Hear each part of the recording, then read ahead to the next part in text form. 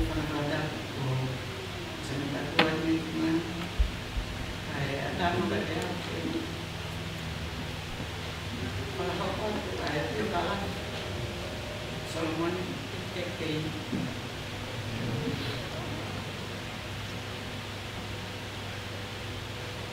Solomon Tekpin nagfaale iya apunta Tisem naglatungkal Ikolfo kung yung matua kung nalalulo yung Francis King Solomon ikaw ay ifana ka ng matua walani ko si Lafayne ayaw hindi mo tatawag Ikolfo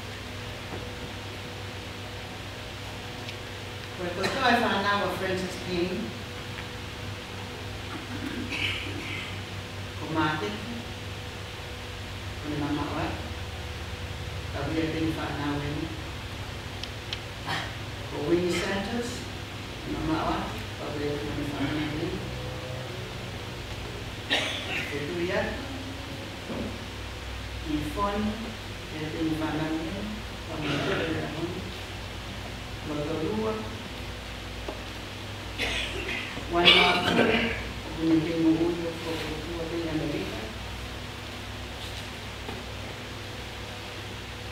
si Riva sa si Payne kung lumawan tapi yan hindi pa alam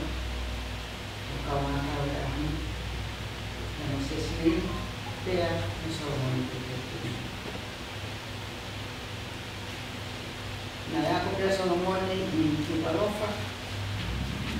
dan hukat kaya kumistungan kita natin na iloa nakasikot kaya kumistungan kita ito ang dalawa ni makuha na Solomon ni Nola Lynch ito'y laba na pagkakuro at kinaway sa anaw ito ko yun berlainan, film berdoa bahwa bisa masakin, maka melu Lynch, pasti berpinning, kita lama pin, yang masuk semua formula masih tahan. Kalau lagi, pengampunan, ibadah. Solomon and my great children goodbye. Napakatawa naman kay Solomon ngawe pagbiyangan naman ni Ministry of Works. San Juan awa tayo panunuwa ang tahawa asun ang video na. Nakakabalik din nga ako sa business sa Solomon itong yan na ikifono nga kayo mong nolak yung silang kahit na balabate na ito ilo ako ka Solomon kumuhat ito ito lang kaya ko mo ayan na pakano ko kaya nga bagi rumah kita dengan perano madapu ya seorang aku itu dengan harga dengan 1980s kapal untuk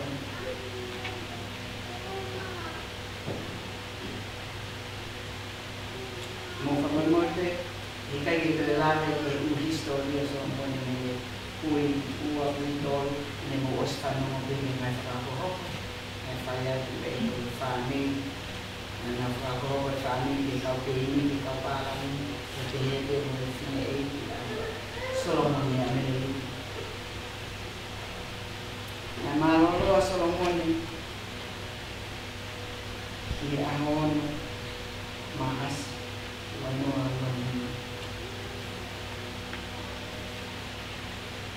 tokahin naman may firma